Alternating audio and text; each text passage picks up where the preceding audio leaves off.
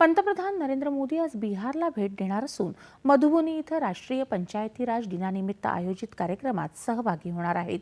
सर्वोत्तम कामगिरी करणाऱ्या पंचायतींचा गौरव आणि प्रोत्साहन देण्यासाठी यावेळी राष्ट्रीय पंचायत पुरस्कार प्रदान केले जातील।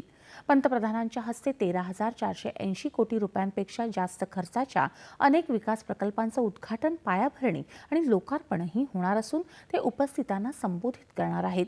यामध्ये गोपाळगंज जिल्ह्यात हतुआ इथं रेल्वे अनलोडिंग सुविधेसह एलपीजी बॉटलिंग प्रकल्पाची पायाभरणी, सुधारित वितरण क्षेत्र योजनेअंतर्गत ऊर्जा क्षेत्रातल्या प्रकल्पांचा समावेश आहे। यानंतर पंतप्रधान सहरसा आणि मुंबई दरम्यान अमृत भारत एक्सप्रेस, जयनगर आणि पाटणा दरम्यान नमो भारत रॅपिड रेल्वे आणि पिपरा आणि सहरसा आणि समस्तीपूर दरम्यानच्या गाड्यांना हिरवा झेंडा दाखवणार आहेत। पंतप्रधान दीनदयाळ अंत्योदय योजना राष्ट्रीय ग्रामीण उपजीविका अभियानाअंतर्गत बिहारमधल्या 2 लाखांहून अधिक बचत गटांना सामुदायिक गुंतवणूक निधी अंतर्गत सुमारे 930 कोटी रुपयांच्या लाभांचं वितरण करतील।